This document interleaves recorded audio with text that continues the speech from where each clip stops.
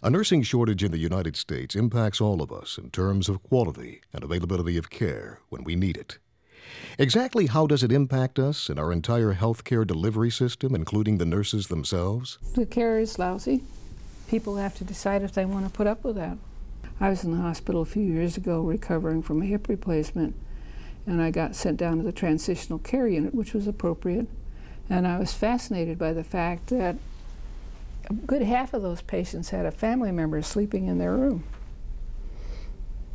because that was the only way they could make sure that they were getting enough care. Probably as a nurse, the feedback about the shortage that is most upsetting and concerning to me as a nurse is, in fact, the way patients can see the shortage and how it impacts their hospital experience. I think patients clearly look at nurses as the very first face of their healthcare delivery system. And when that face is not there or not able to give them the attention they need, they clearly sense that. In the ER, you know, we have patients wait over in the ER sometimes because there's no beds on the floor. And then sometimes, even if we got beds, sometimes they say, well, we don't have the help to take care of the patient. Because no matter how good the doctors are, without the support, and that goes the infrastructure of the hospital, but particularly the nursing, or your level the level you should attain can't be attained, and the care given to patients will be minimized. If you go to a hospital, you can very clearly see that there is a shortage. My daughter was in a hospital not too long ago, and you know, when you call a nurse that you need it right away, you don't only have to wait, but then when they come, usually they come in a hurry, or the person that comes is not a nurse. So sometimes several patients are calling at the same time, and when I couldn't blame the patients sometimes when they call, you know, 2-3 minutes when you are in pain or when you have to go to the bathroom, a minute is too long.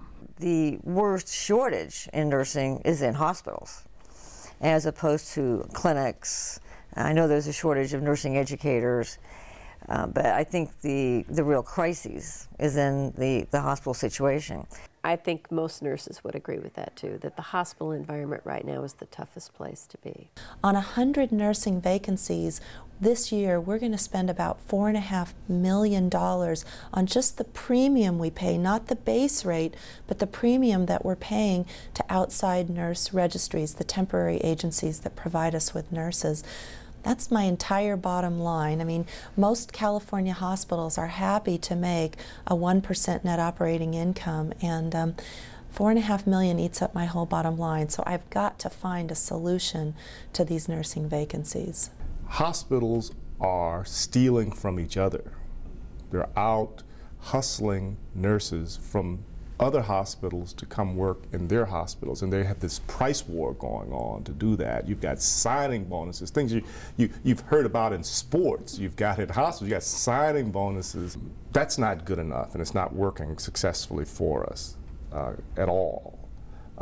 And so we have to go back to the drawing board and figure out how we can collectively increase or work to increase that pool that's available. And when we're dealing with cardiac patients, it's an extremely specialized area. And to get the properly trained person to the right area is difficult. It's difficult. It'll be the main factor which will keep medical care at a less than optimum situation. We can be good, we can get great technology, we can get great new medicines, but unless we have the nurses and the personnel to carry it, we're going to be limited at a certain point. So it really makes it more difficult to execute that medical care that we really want to get by the end of the day. And similarly, the information coming into us is decreased, because in order for me to know that Mrs. Smith is sick and it's 2 o'clock in the afternoon and I did my rounds already, I don't know that unless the nurse calls me.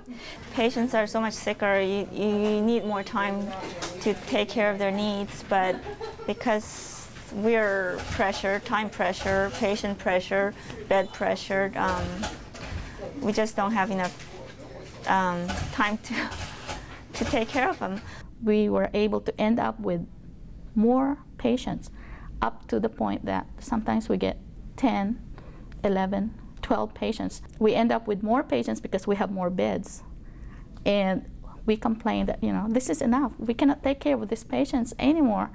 you don't end up with any kind of say at all. You know, you get the admissions because you're the ones with the beds. So we end up getting them. And it's a very unsafe kind of environment. Nurses had left because they had moved to other places where staffing is better, patient care is safer.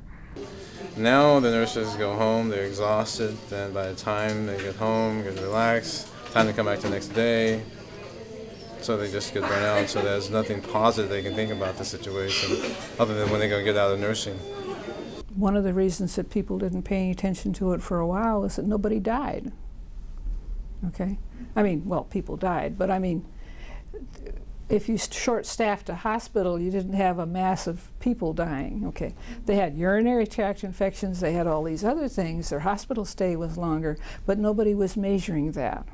The statistics have shown that if you do not have the registered nurses in the hospitals, sufficient in the hospitals, that the mortality goes up, that infection rates go up, this type of thing. I mean, the RNs are needed out there. That's not saying that the CNAs and the LVNs do not do a good job. They do. But it's the RNs that are needed that statistically show that they make the difference in the hospital. I don't think that our quality is suffering currently, but I think unless we find long-term solutions to building integrated nursing teams, that we're going to have a huge economic impact, and that economic impact forces us to make cuts in other areas of our organization. Although I'm not ill, I've had a lot of people ill in my life, and I know that without proper nurses, they do not get the correct care. So far, we've heard that this nursing shortage is a serious problem, a true crisis in healthcare, bound to get worse. It seems that everyone from the general public to the finance department of the local hospital is feeling the impact from our physical health and well-being to the financial health of our institutions. Studies have shown a worsening trend for a shortage of nurses, and this crisis has just begun. Recently published studies have also demonstrated that appropriate registered nurse staffing has been officially linked to better quality outcomes in care and fewer health complications for patients. Nurses know there is a shortage because they are so busy they can't do all the things they want to do for their patients beyond the basics. Doctors know there is a shortage because they don't have the eyes and ears of experienced nurses alerting them to issues as they had in the past. Patients and families know there's a shortage because while she is great when she's there, the nurse is always literally running from one patient to the next. Hospital administrators feel the shortage all the way to their bottom line, in millions of extra dollars spent on temporary nurses.